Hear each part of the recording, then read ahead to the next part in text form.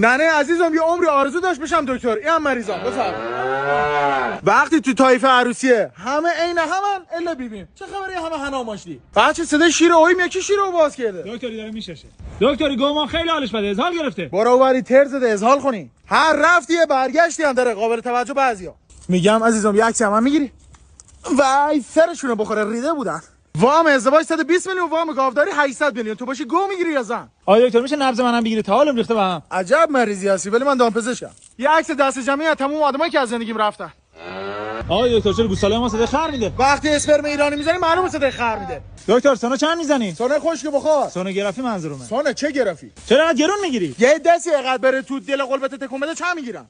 آخه پسونات ورم چرده. من یا گاو؟ می چند تا گاو داریم اینجا؟ بچه پوستت بکنن ناقاره چه صدایی میده؟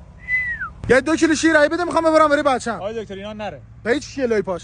مشتری عزیزمون تشریف آوردن واسه کاشت ناخون. خیلی زیبا شده عزیزم، مبارکت باشه. ننمون میگه برو دامپزشکی. دام چه پزشکی؟ یه دعای بهتری نمیتونستی بکنی بریم ما؟ سلامتی گاو که نگفت من گفت. بچه چقدر صدای درون آدم قشنگه. بوام همیشه میگه به صدای درونت گوش بده. دکتر گذاشته رو گاوا. نه عمو. هممون یه مشت رفیق داریم که پول دوینگ نمیدن ولی مزه خورن.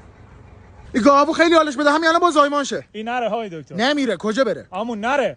نمیره. کجا بره؟ نر منظورمه. نه عمو.